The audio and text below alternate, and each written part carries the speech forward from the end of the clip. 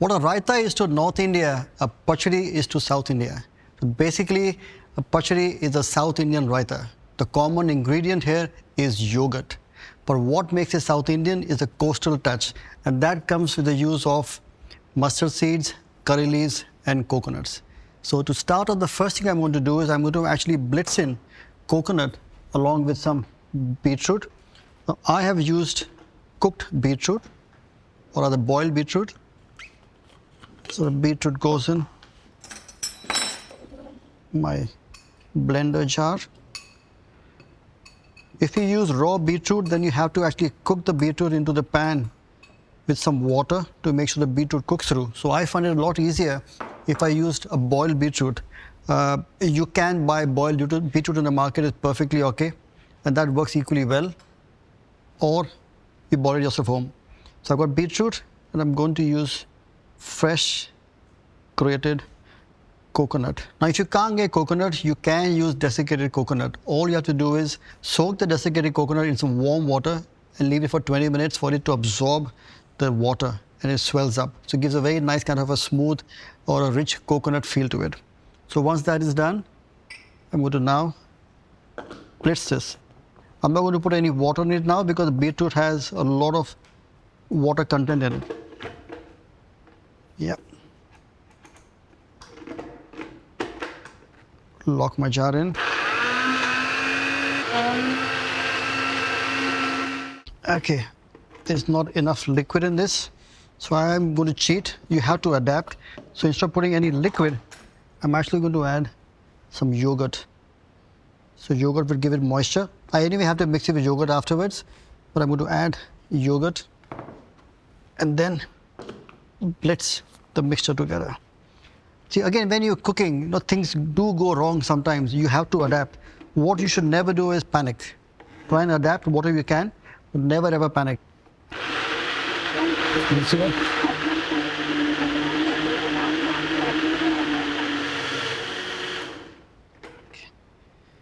What I'm trying to do here is trying to get as smooth as possible a paste of the beetroot and coconut.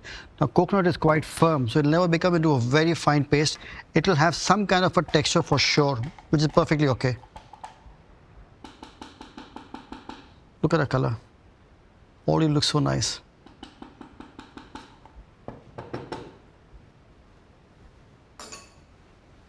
Back in, give it one more blitz.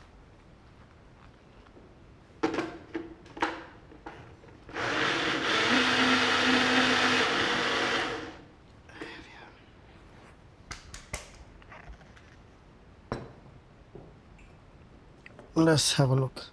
Look at that.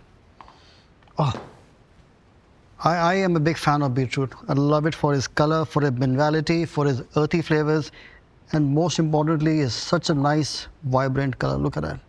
It is so inviting. So this will be ready.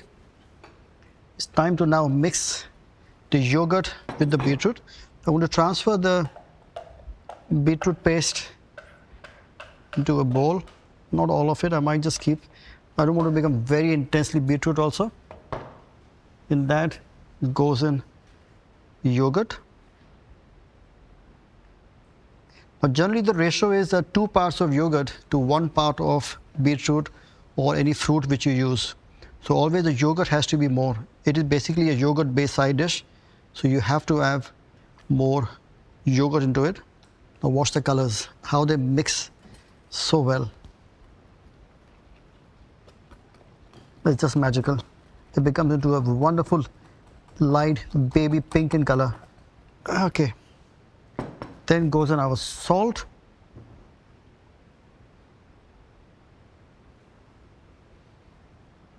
If the color wasn't right, I would have added more beetroot puree to it, but this is just perfect. So yogurt and the beetroot is mixed. I've talked about spices in the past of you heat the oil and you add in the spice and you let them pop and crackle. But this is the very first one where you actually temper it and you get the very nice flavors of the spices into the oil. Now this is the South Indian style. For South Indian style, you have to have a few things that are very essential to make it really South Indian. And that is mustard seeds, is curry leaves, and coconut. So I've got these here. I've also got some red chili here. I won't put all the red chili, but I'm going to take one red chili, a small piece here. What I also have is urad dal, or the white lentils, which are basically black lentils which have been split. You can buy them from Indian shops. And I've also got chana dal. Now, if you don't have the chana dal and you don't have urad dal, is perfectly okay. You can still make the dish without them. What we're also going to add is asafoetida or hing, also known as the devil's dung. Now, once you add that into the warm or hot oil, it gives a very nice, smooth, rounded flavor to the dish, and it is important to get that as a flavoring agent. I'm going to add oil into my pan. Always try and use a neutral oil. So I'm using a vegetable oil. There are a lot of flavors going in it in terms of mustard and curry leaves. To test the potency of the curry leaves, put it into your hand, smash it, rub it in your palm, and smell it. You get an instant perfume of the curry leaves. So that is what the oil content does. It brings out the flavors, and that's what the hot oil is going to do. So we're going to wait for this to get nice and hot. This is nice and warm. Add the mustard seeds. I'm going to add a little more. I'm also going to make a garnish with this. You can see it beginning to pop and crackle. Add the urad dal. Add the chana dal. Swirl that around. Oh, the aromas are so nice. Red chili. I'm going to add asafoetida. Some ginger. Green chili, and lastly a generous quantity of curry leaves. And all you do is stir this together. All the flavor of the curry leaves, the mustard seeds, the ginger and the green chili are in the oil. Mix it together. This is almost ready and done. Switch off the heat and I'll watch. Look at this. All the flavor of the tempering goes right into the oil. And all you do now is just gently fold this in together, and you look at that. How beautiful is this pachadi looking? Look at that. My raita is ready. I need to now plate it up and make it look beautiful. When you serve your dishes, try and do ceramics or serviceware which are slightly contrasting to your dish color. So that brings out the color of the dish even better. So I'm using a different color, slightly grayish bluish, and in that I'm going to spoon my beetroot raita, and look at the color there. And that's what ceramics do. You know, it's very important that you make a little effort and try and put things beautifully. So think of how you want to serve your food. At the end of the day, you are serving it to your friends and family and people you love. And a little extra care and effort really goes a long way. And you know what I forgot to do? I did not put salt. Let me taste it first. I'm going to put a little salt in that. And lightly stir it together.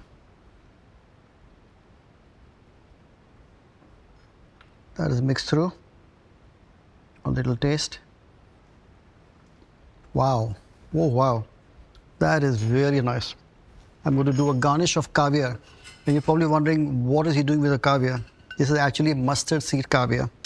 So it's just these mustard seeds, which have been cooked in the warm oil. You spoon that on top of the pachadi. The black mustard seeds have puffed up and they actually look like caviar. And that is the beauty of the food. So you play with the eyes, you play with the colors. And to garnish it off, we add some fried curry leaves.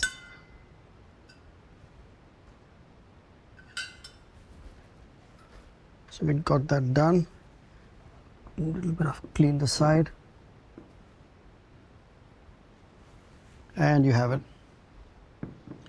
That is my beetroot pachadi inspired from South India with my take on the lovely, beautiful pink beetroots.